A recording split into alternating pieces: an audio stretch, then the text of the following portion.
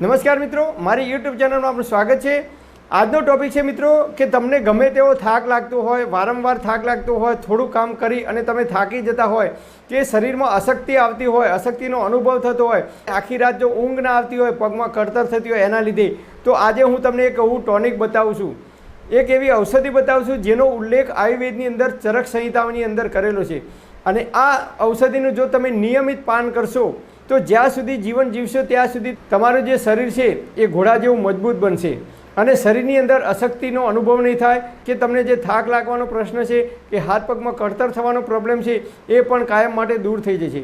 તો એના માટે શું કરવાનું? તો એના માટે આપણે ટૂંકમાં પરિચય લઈએ કે પહેલાંના જમાનાની અંદર, એટલે કે આજથી લગભગ 40 વર્ષ પહેલાં જ્યારે જાન આવતી ગામડાની અંદર, ત્યારે જાનને ગામના પાદરની અંદર માતાજીના મંદિરના ઓટલા ઉપર ઉતારો આપવામાં આવતો અને સૌથી પહેલાં એ જાનૈયાઓને એક જ વસ્તુ આપવામાં આવતી હતી અને એ વસ્તુનું નામ હતું શુદ્ધ દેશી ગોળનું પાણી। જે લોકો ઉંમરલાયક હશે એમને કદાચ ખબર હશે કે એ જમાનાની અંદર જ્યારે ગામડામાં જાન આવતી ત્યારે દરેક જાનૈયાઓને એક એક ગ્લાસ ભરી અને ગોળનું પાણી આપવામાં આવતું હતું।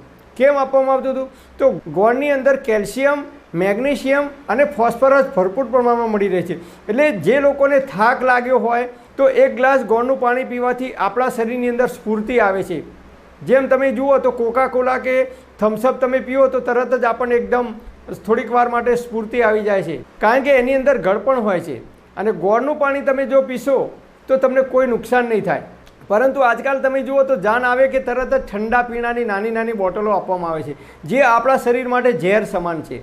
એ પછી નાસ્તાની અંદર તમે જુઓ તો નાના નાના સમોસા કે મંચુરિયમ એવી બધી આઇટમો આપવામાં આવે છે જે તીખી તળેલી અને મસાલેદારો છે, જે આપણા શરીર માટે ઝેર સમાન છે।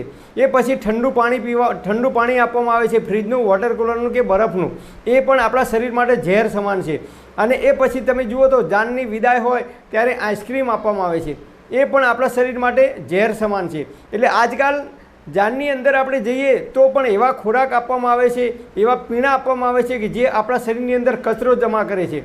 માત્ર ને માત્ર કચરો જમા થાય છે આ બધી વસ્તુઓનો નિયમિત ઉપયોગ કરવાથી।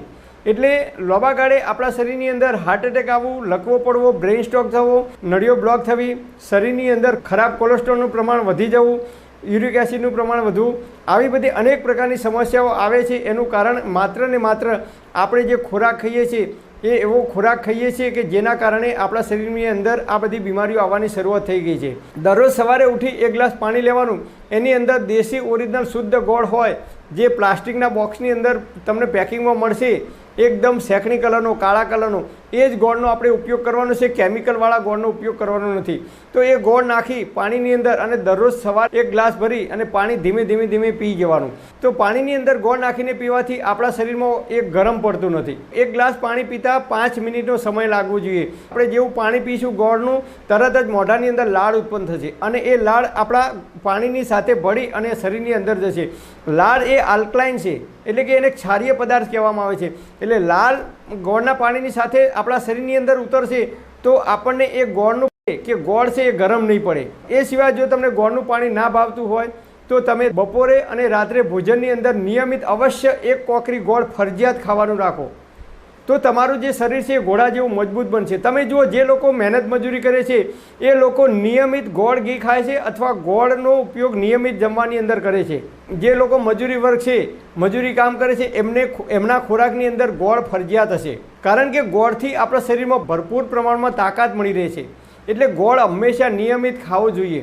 પણ આજકાલ લોકો ગોળ ખાવાનું બંધ કરી અને સફેદ ખાંડનો વધુ પડતો ઉપયોગ કરે છે। તો નિયમિત ગોળ ખાવાનું રાખો, તો જ્યાં સુધી જીવશો ત્યાં સુધી શરીરમાં કેલ્શિયમની ઉણપના કારણે તમારા શરીરમાં જો કળતર થતી છે તો એ કળતરનો દુખાવો કાયમ માટે દૂર થઈ જશે। પહેલાંના જમાનામાં જાન લઈને એક ગામથી બીજે ગામ ગાડું લઈને જવાનું હોય ત્યારે એ બળદને પણ ગોળનું પાણી પાવામાં આવતું અથવા ગોળ ખવડાવવામાં આવતું, કારણ કે બળદને એક ગામથી બીજે ગામ જવાનું હોય તો એમને પણ થાક ના લાગે, એમનું શરીર મજબૂત રહે, એટલા માટે બળદને પણ એ જમાનામાં ગોળ ખવડાવવામાં આવતો હતો। તો આપણે નિયમિત ગોળનો ઉપયોગ કરવો જોઈએ। પણ હા, તમારે કોઈ વૈદની કે કોઈ ડૉક્ટરની દવા ચાલતી હોય કે કોઈ લાંબા ગાળાની બીમારી હોય તો ડૉક્ટર કે વૈદની સલાહ લીધા પછી જ આ ઉપયોગ કરવા માટે વિનંતી। પરમપિતા પરમાત્મા આપ સર્વેને તંદુરસ્ત અને નિરોગી રાખે એવી હૃદયપૂર્વક મારી પ્રાર્થના। Thanks for watching my video. Thank you.